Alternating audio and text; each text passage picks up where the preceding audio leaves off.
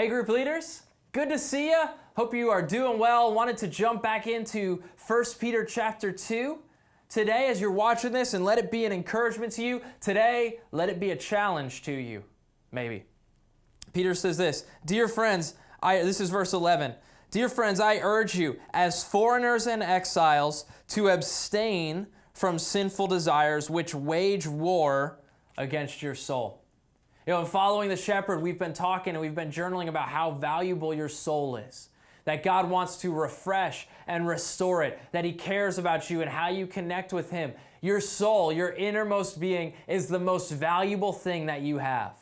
Cherish it well. Take care of it good. And Peter says this. He says, I urge you to abstain from things, sinful desires, which are going to wage war against your soul.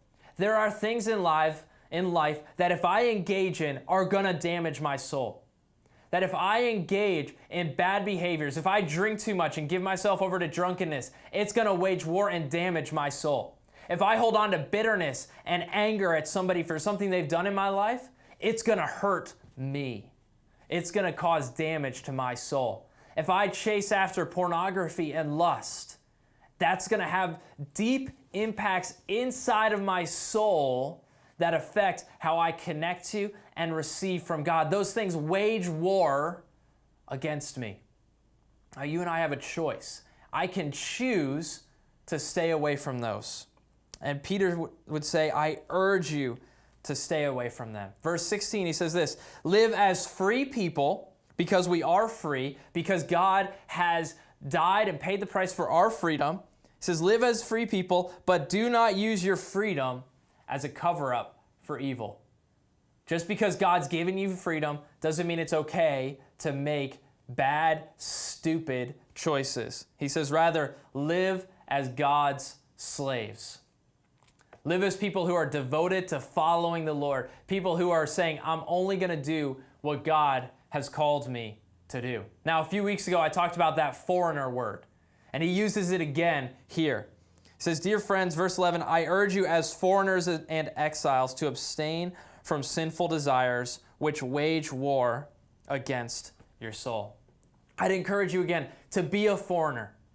To say, I'm only going to go after that which God gives me and not chase after things of the culture. Because if those things of the culture are sinful and evil, they're going to wage war on my soul. So let me challenge you a little bit. Let me be real honest with you. There are things in my life that I don't get to engage in, even though it's popular, even though it's cool, even though on Facebook I watch as other people in our church engage in them. What am I talking about? I'm not really talking about like anything crazy. A few years ago, the most popular show on TV was, Zach, do you know? Throw Zach under the bus. He has no clue. Game of Thrones. Yeah, he's not in agreement now. Game of Thrones. One of the most popular shows. Now, I read a lot. I love science fiction. I love like that kind of world. I'm sure it would be a great show that I would love. But what I'm also sure of, because I heard from other people, was there was a lot of sexual stuff in it. There was a lot of violence and gore in it. And so for me, as a foreigner in this culture, because I'm God's son, I had to make a choice. I'm not going to watch that show. Because what's in it is going to wage war against what's inside of me. And I have to be willing to choose to say it's not worth it. Now, look, I know plenty of you watch the show. No pressure, no condemnation. Don't hear that from me. You know, we're not looking back. Let's look forward and say, all right, how do I live as a foreigner? How do I go after what God has for me? I'm going to make the choice that I'm not going to engage in some things in culture so that rather I can engage in what God has for me. So don't walk away with guilt today. Instead, walk away with the question of, what do I need to change? As Peter says, I urge you to change. What do I need to change that I can live as a foreigner that's focused on the health of my soul and focused on what God is doing in and around me?